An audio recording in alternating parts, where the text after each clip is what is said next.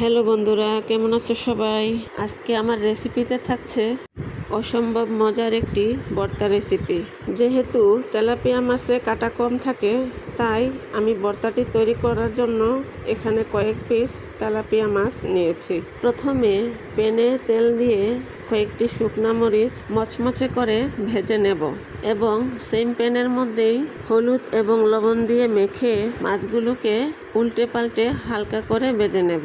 দেন মাছগুলো ঠান্ডা হয়ে গেলে খুব ভালো করে মাছ থেকে কাটা ছাড়িয়ে নেব এবং ভেজে রাখা মরিচের ডাঁটাগুলো আলাদা করে পরিমাণ মতো লবণ দিয়ে মরিচগুলোকে মেখে নেব এবং কুচি করা পেঁয়াজগুলোকেও এর সাথে মেখে নেব। দেন কাটা ছাড়ানো মাছগুলোও সাথে মেখে নেব। খুব ভালো করে মেখে নেওয়া হয়ে গেলে এ পর্যায়ে দিয়ে দেব কিছু পরিমাণ ধনেপাতা। ধনেপাতা দেওয়ার পর আবারও কিছুক্ষণ মেখে নেব। মাশাআল্লাহ, ধনেপাতা দেওয়ার পর খুবই মজার একটি ফ্লেভার চলে এসেছে। এ পর্যায়ে লবণ ঠিক আছে কিনা চেক করে নেব। আলহামদুলিল্লাহ, সবকিছু মিলে মাছের ভর্তাটি অসম্ভব মজা হয়েছে। এ পর্যায়ে আমি ভর্তাগুলোকে সার্ভ করার সুবিধার্থে বলের মতো গোল করে শেপ দিয়ে নিয়েছি।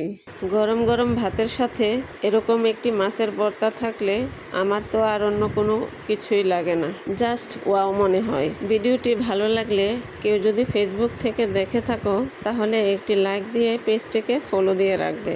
আর যদি কেউ ইউটিউব থেকে দেখে থাকো তাহলে চ্যানেলটিকে সাবস্ক্রাইব করে পাশে থাকা বেল আইকনটি ক্লিক করে রাখবে। আজ এ পর্যন্তই, দেখা হবে আবার অন্য কোনো মজাদার রেসিপির সাথে। সে পর্যন্ত ভালো থেকো সবাই। আল্লাহ হাফেজ।